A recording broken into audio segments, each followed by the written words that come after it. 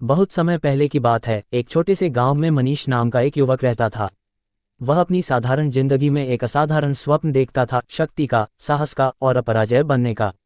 मनीष का जीवन कठिनाइयों से भरा हुआ था, लेकिन उसका विश्वास महाकाल में अडिग था। वह जानता था कि यदि उसे कोई शक्ति दे सकता है तो वो सिर्फ महाकाल ही हैं।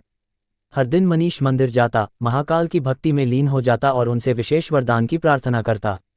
उसके मन में एक अनोखा विचार था, कुछ ऐसा जो किसी ने कभी सोचा ही नहीं था। मनीष ने महाकाल से प्रार्थना की, हे महाकाल, मुझे ऐसा वरदान दे कि कोई भी अस्त्र या शस्त्र जो मुझ पर प्रहार करे वह मुझ में विलीन हो जाए और मुझे और भी अधिक शक्तिशाली बना दे। कोई भी ताकत मुझे हरा न सके। महाकाल उसकी भक्ति और समर्पण से प्रभावित हुए। उन्होंने मनीष की इच्छा को समझा और उसे वरदान दिया, हे भक्त मनीष, तेरा यह अनूठा वरदान स्वीकृत है।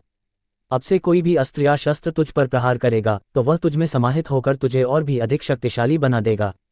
पर याद रखना, इस शक्ति का सदुपयोग ही तुझे सच्चा वीर बनाएगा। वरदान पाकर मनीष अत्यधिक प्रसन्न हुआ, लेकिन जल्द ही उसे समझ में आया कि इस शक्ति के साथ बहुत बड़ी जिम्मेदारी भी आई है। अब वह अजेय हो गया था, कोई भी अस्त्र शस्त्र उसका कुछ नहीं बिगाड़ सकता था। लोग उसकी इस अद्भुत शक्ति से डरने लगे और उसे चुनौती देने से कतराने लगे। मगर मनीष ने अपनी शक्ति का कभी दुरुपयोग नहीं किया। वह जानता था कि महाकाल ने उसे शक्ति दी है ताकि वह समाज की रक्षा कर सके, न कि उसे विनाश की ओर ले जाए। धीरे धीरे उसकी ख्याति दूर दूर तक फैल गई। वह एक रक्षक, एक योद्धा और एक मार्गदर्शक बन गया। एक दिन पड़ोसी राज्य का एक क्रूर राजा उसके गांव पर हमला करने आ गया। राजा के सैनिकों ने गांव को तबाह करना शुरू कर दिया। गांव के लोग भयभीत थे, लेकिन मनीष ने अपने वरदान के साथ सैनिकों का सामना किया।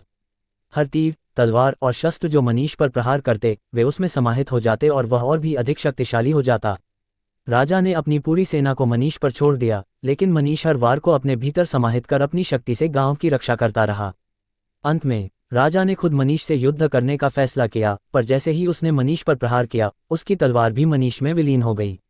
राजा ने हार मान ली और मनीष की शक्ति के आगे झुक गया। उस दिन के बाद मनीष का नाम एक महान योद्धा और रक्षक के रूप में इतिहास में अमर हो गया। वह अपनी शक्ति के साथ महाकाल के वरदान को हमेशा विनम्रता से जीता और समाज की भलाई के लिए उसे प्रयोग करता रहा। यही कहानी है मनीष की, जिसने महाकाल से एक ऐसा अनोखा वरदान मांगा जिसे कोई सोच भी नहीं सकता था।